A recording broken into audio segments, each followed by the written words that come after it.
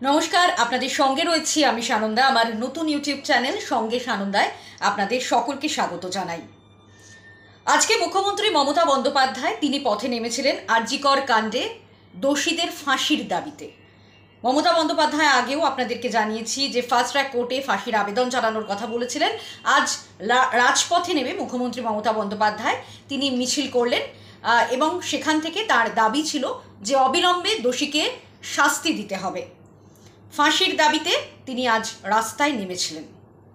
মুখ্যমন্ত্রী মমতা বন্দ্যোপাধ্যায় বেশ কিছুদিন আগে আমরা দেখেছি, বেশ কিছুদিন বলবো কেন, যা আমরা 14ই আগস্ট রাতে আমরা যে ঘটনা দেখেছিলাম যে একেবারে নির্বিকারে দুষ্কৃতী তাণ্ডব চালায় আরজিকর হাসপাতালের ভিতরে।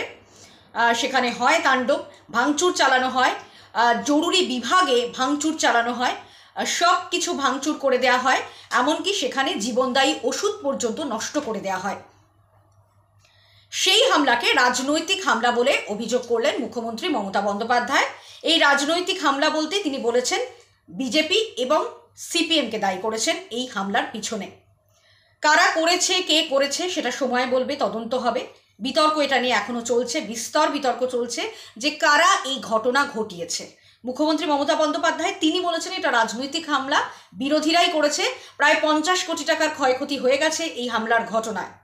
কিন্তু যেটা বিষয়, কে করেছে, কারা করেছে, এটা তো সময় বলবে। কিন্তু এই হামলা যে দুষ্কৃতীরা ঘটিয়েছে, তারা যে অপরাধী সেটা তো স্পষ্ট। বেশ কিছুদিন আগে আরজিকরে এমন একটা ঘটনা ঘটল যেখানে একজন তরুণ চিকিৎসক তার প্রাণ চলে গেল। সেখানে নিরাপত্তাহীনতার জন্য এই কাজটা করা সম্ভব হলো।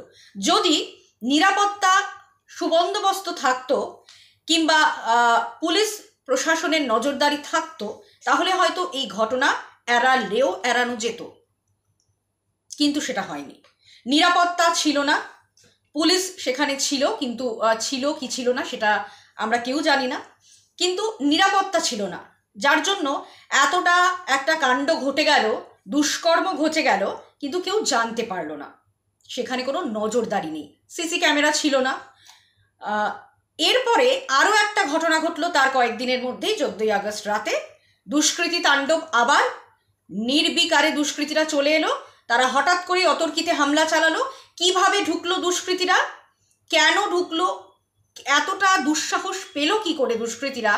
যেভাবে মধ্যরাতে এভাবে দুষ্কৃতীরা ঢুকে যাচ্ছে একটা সরকারি হাসপাতালে, সেই নিরাপত্তা নিয়ে প্রশ্ন, নিরাপত্তাহীনতা নিয়ে প্রশ্ন। আরজিকরের ঘটনা নাড়িয়ে দিয়ে গেল গোটা দেশকে।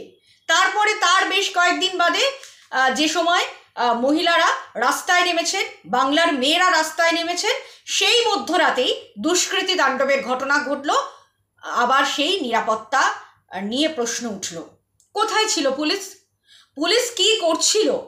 দুষ্কৃতী তাণ্ডব হয়েছে এটা তো স্পষ্ট, কারা করেছে, কারা এর পিছনে ছিল সেটা স্পষ্ট নয়। মুখ্যমন্ত্রী মমতা বন্দ্যোপাধ্যায় অভিযোগ করছেন বিরোধীরা করেছেন, 50 কোটি টাকার ক্ষতি হয়ে গেছে, কিন্তু পুলিশ সেখানে ছিল না কেন? পুলিশ কেন আটকাতে পারলো না এই দুষ্কৃতী তাণ্ডব? এটা নিয়ে তো প্রশ্ন উঠছে।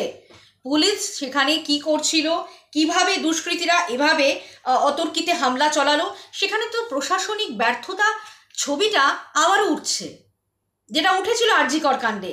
গোটা দেশ নড়ে গেছে এই কাণ্ডে। তার বেশ কয়েকদিন বাদে আবারও সেই একই নিরাপত্তাহীনতার সমস্যা, আবারও সেই নার্সিং পড়ুয়ারা তারা বলছে পুলিশ নিরাপত্তা দিতে ব্যর্থ। সেই নিরাপত্তার প্রশ্ন উঠছে। তাহলে পুলিশ প্রশাসন কি করছে? এত একটা বড় কাণ্ডের পর, একটা বড় ঘটনার পরেও কিন্তু পুলিশ প্রশাসনের টনক নড়েনি।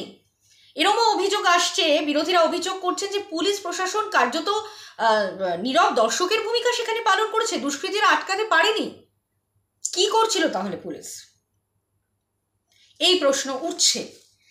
এবং মানে একটা পূর্ব ঘোষিত কর্মসূচি, যেখানে পূর্ব ঘোষিত কর্মসূচি যে রাস্তায় মহিলারা নামবেন, তারা প্রতীকী প্রতিবাদ জানাবেন, সেই পূর্ব ঘোষিত কর্মসূচিতে তাণ্ডব হলো, দুষ্কৃতী তাণ্ডব হলো।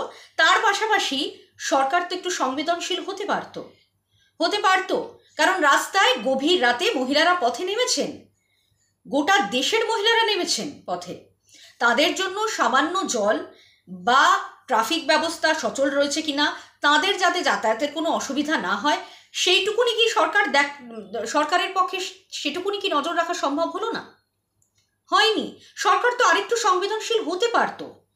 সরকার কেন আগে থেকেই তাদের শত্রু ভাবতে শুরু করলো?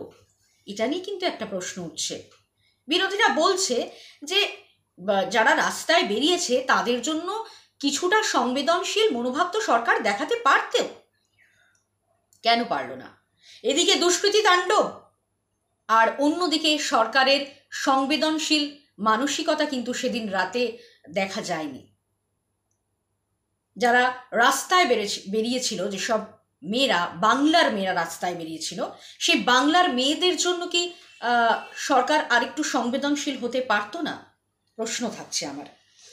আরও একটা বিষয়, যেখানে বারবার তারা স্লোগান দিচ্ছিল যে we want justice, we want justice, আর কিচ্ছু চাই না, উই ওয়ান্ট জাস্টিস, শুধু বিচারের দাবি, শুধুই স্লোগানিং ছিল বিচার চাই, বিচার চাই, উই ওয়ান্ট জাস্টিস, বারবার সেই স্লোগানিংই গোটা দেশ মুখরিত হয়েছে।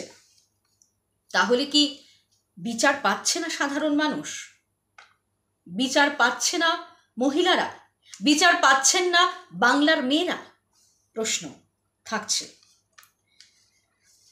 মুখ্যমন্ত্রী আজ রাস্তায় নেমেছিলেন। তিনি অভিযোগ করলেন 50 কোটি টাকার ক্ষতি হয়েছে। তিনি অভিযোগ করেছেন, কারা করেছেন বারবার সেই বিতর্কে আমরা যাব না, কারণ তদন্ত না হলে এটা স্পষ্ট হবে না। কিন্তু পুলিশ প্রশাসনের সেই ব্যর্থতার ছবি কিন্তু বারবার উঠে আসছে। যে